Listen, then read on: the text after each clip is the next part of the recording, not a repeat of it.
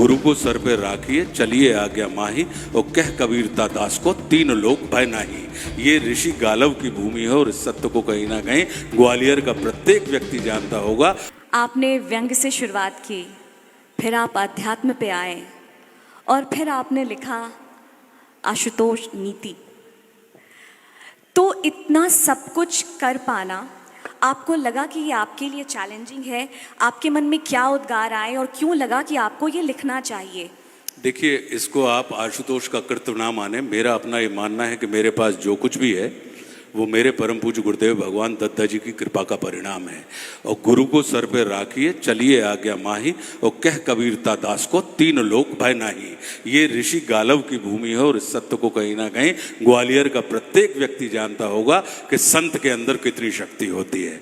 तो ये हमारा परम सौभाग्य रहा, प्रेरणा, कि हमें परम पूज्य दत्ता जी का स्नेहाशीष मिला और उनके कृपा क्षेत्र में हम आ गए, और वो हमारे ऊपर कृपा करते रहे। तो उन्होंने हमसे अभिनय भी करवा दिया, उन्होंने हमसे लिखवा भी दिया, उन्होंने हमसे बुलवा भी दिया, या अभिव्यक्ति के जितने भी माध्यम होते थे उन्होंने तमाम माध्यमों के ऊपर हमारी अभिव्यक्ति करने की हमें स्वतंत्रता दे दी।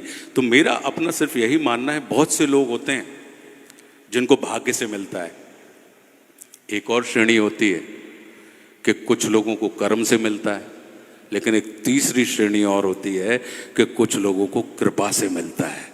मैं उस तीसरी श्रेणी का व्यक्ति हूं जिसे जो कुछ भी मिला मेरे परम पूज्य गुरुदेव भगवान दत्ता जी की कृपा से प्राप्त हुआ है। तो उसको आप, अब कृपा का मतलब क्या है?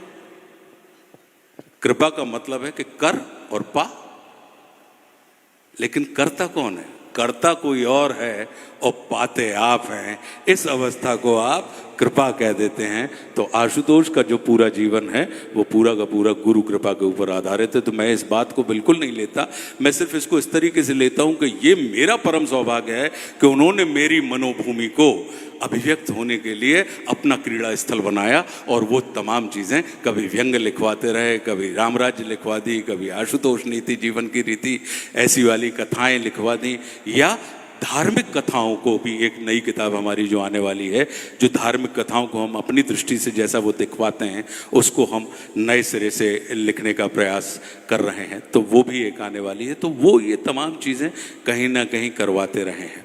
अब इसको हम और आप यहाँ पे सब कर्म प्रधान लोग हैं और हमको कृपा के ऊपर थोड़ा कम विश्वास होता है।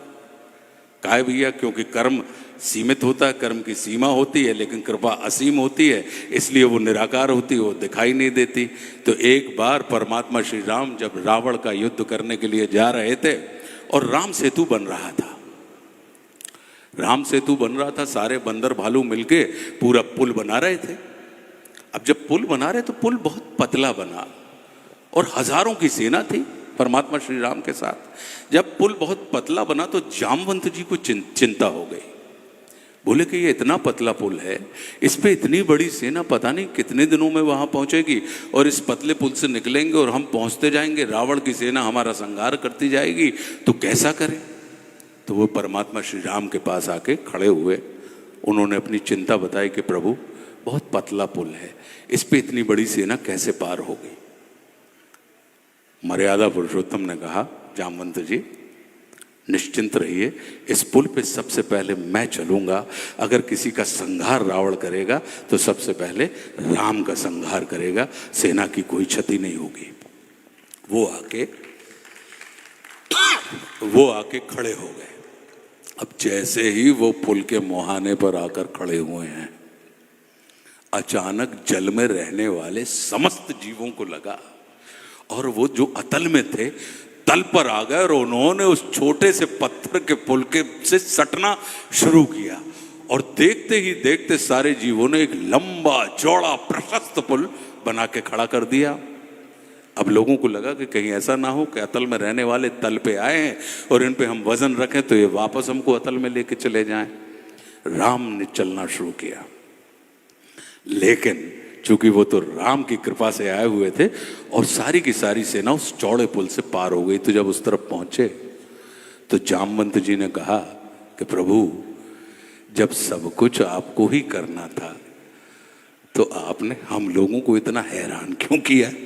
आपने क्यों इतनी हमसे मेहनत मशक्कत करवाई? तो परमात्मा श्री राम बोलते हैं कि जामवंत जी,